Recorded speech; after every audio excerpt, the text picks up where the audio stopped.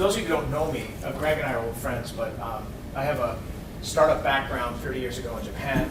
I've spent about 25 years in cross-border venture capital, mostly into Asia, but I spent some years doing some stuff in Europe. I spent almost a decade as the CEO of the Kauffman Fellows Program. I was a member of the charter class in 1995. I'm now the executive chair of the program. We operate in about 50 countries. We train venture capitalists and innovators at let's say, the early executive stage. Typically, what's the average age of your class? More like mid-30s? Mine was late 20s in the early days, Definitely but it's sort of a late 30s. Actually. Yeah, 35 to 38-year-old, 2-year practicum in venture capital. About 8 years ago, I co-founded Sozo Ventures with a Japanese partner. We have offices in Redwood City, in Tokyo. We manage about $350 million, and we do readiness stage IT investing, primarily with helping companies access the Asian markets, primarily Japan. We have about 30 Japanese investors that are active. A couple of years ago, I started this class in partnership with Adi and Niraj and Greg. We call it it's ME306B. It's a class on capital formation. It's really a class on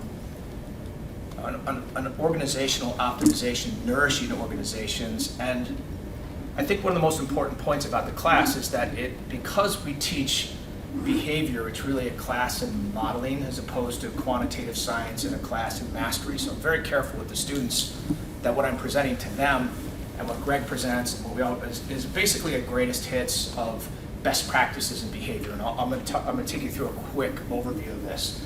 And then last year, we did, in thinking about 306B as essentially an effort to democratize what's being learned in a fairly elite group of fellows, about 50 a year now, about 60 a year, an effort to sort of push it down to 20-something engineering students.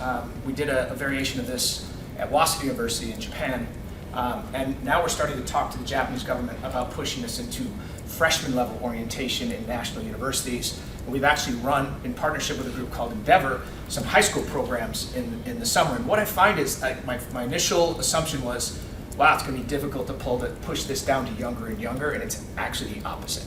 Like the 15 and 16-year-olds just glom onto the work that we do. So let me walk you through some of the stuff we do here. So this slide is the Adi slide. I incorporated this because I think it's really obvious. This is what we're all trying to do. Here's a more quantitative take on it. Some of you might have seen, this doesn't show up very well here. It didn't come through very well. So I'm gonna walk you through what actually is going on here. This is a bell curve representation of over 20,000 venture rounds. And if this thing were presenting the right way, what you would see is that this line is 65%. This 65% of venture rounds in that 10-year period lost money. So the first rule of thumb is only 35% of venture investments in that 10-year period, this is all venture investments, actually returned 100 cents on the dollar. The next 25%, what this says is it says 1x to 5x. So if you get up into the 90th percentile, you've got a 5x return. So two metrics in venture capital are common: IRR, internal rate of return. You hear that a lot. It's not, I don't know how you guys, we're always encouraged to use cash on cash, dollar in, dollar out. So 5x cash on cash at the 90th percentile. If you move up to the 96th percentile, you'll see it moves from 5 to 10x cash on cash. And so the point is that it's very rarefied air, first of all, for investments that get interesting, because 10x cash on cash is what venture capitalists consider a venture return. And there's a very simple quantitative reason for that, because you can basically return about half your fund off of that. So you're shooting always for a 10x. What gets more interesting is you go to the 98th percentile, so halfway to the 100th percentile, you go from 10 to 22x. And when you go from 98 to 99, you go from 22 to 50x. And so what you're dealing with is a very strong power curve of distribution. We use this because not only is it applied to venture capital initiatives, it can apply to anything, whether you're a professional athlete or a medical doctor. Like, the interesting things happen at the 96th percentile. So this is something that we pound into the heads of the students. And so what do you have to do to actually play in the 96th percentile? So That's the point of this slide. So what enables the creation of that? One of the opinions that we share with the students is that capital formation is badly misunderstood. People think, I present you with an idea, you get presented with a check, and you return a share of the company, and you've formed capital, which is true. But it's probably the most commoditized and the least interesting process in capital formation in the world of innovation. All right? So I've always observed this, and I think a lot of people observe this, that innovative organizations are biological entities, and they follow the path of a biological growth. Okay? Anybody? That's Maslow, Abraham Maslow. So here's one model for looking at how we nourish biological entities called human beings. What does capital formation mean to you? We present this as a fitness program. This is how we do it in the Kauffman Fellows. And it actually does resonate pretty well with students. So this is kind of the punchline slide here. Innovation is not just entrepreneurship. We would argue, I started studying entrepreneurship about 30 years ago when it was still a very nascent science. It's now a mainstream science. And the anecdote I tell is, in 1994, my mentor at my firm in Boston was an adjunct faculty in venture capital at HBS at Harvard Business School. And when he would take his tray and sit at the table with the finance and marketing professors, they would get up and leave. And that's how radioactive venture capital innovation was at Harvard Business School. Now you fast forward 25 years, it's now the largest faculty at HBS. So that's how much entrepreneurship as a science has changed. Would argue that capital formation is the other half of building great organizations, where entrepreneurship is the art of product market fit, organization, or that the capital formation piece is around building the organization that can scale. So we call, the nourishment part of this we call capital. And so this is very important. The capital formation, and this goes back to the fitness thing, is a system of continuous and embodied practices, not a set of transactions. And so a leader in an innovative organization is thinking every day, what do I have to do in the capital formation process for my company, in the same way that you're constantly fine-tuning your product market fit. And the punchline system is underpinned by behavior and trust. So this is what got us, Ade and Neeraj can talk this is what actually allowed us to teach this process in the mechanical engineering program. Because we saw this continuous system as essentially the equivalent of, for those of you who besides the three of us are mechanical engineers? Any mechanical engineers in the room? Okay, so this is a closed loop power system like you would see in a classic thermodynamic system. It's a metaphor. But it starts with basically the intent of leadership, that before you do anything, the leadership has to have an intent in the change that they want to create. And off of that intent, there are myriad options for them to build the organization they want to build to create that change. Right? So the vision and the design process comes in here. The third stage is, how do you nourish that entity, right? And what are the forms of nourishment you need? And we would argue in this idea of playing in the 96th percentile that you get 96th percentile outcomes by focusing on 96th percentile inputs. 96th percentile capital is not available on Google.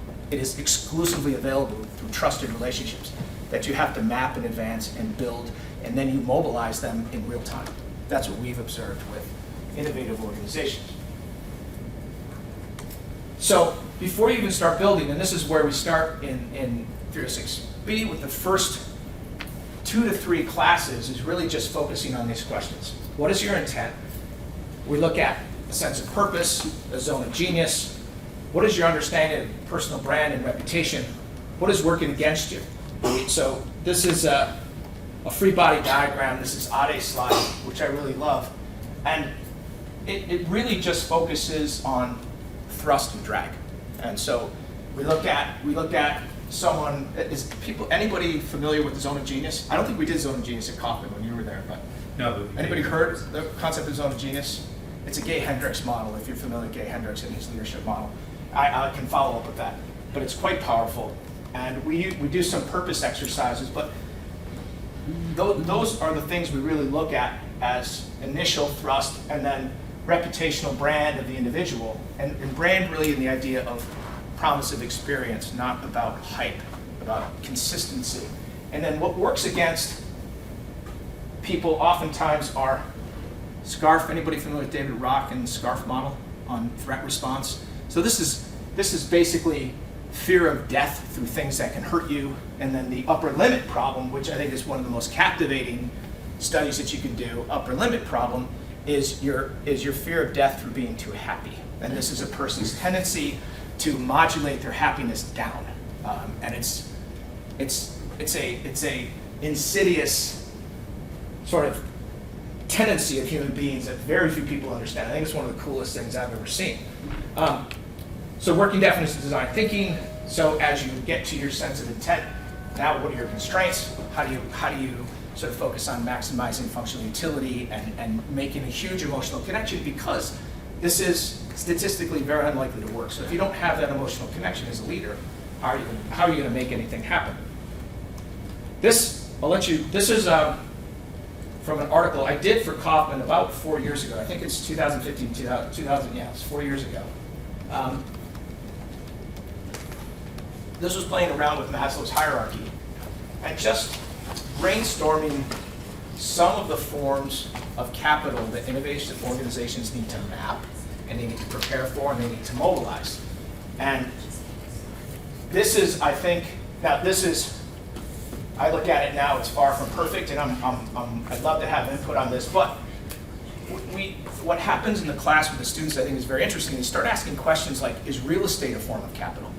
And the answer is, I'm not sure, but I tend to be inclusive, because if it's something that, if you can make the argument that it nourishes your organization, it's a form of capital, right? So this is really, now that I look at it 4 years later, more of a thought piece, and I may revise it, because there's some things that, a lot of feedback I've gotten, but this is just a beginning point for entrepreneurial teams to think about what are they actually going to need to feed, and what do they have in place, and what experts do they need to know now, so that 6 months or a year from now, when they need that really high level input, they can actually get access to it.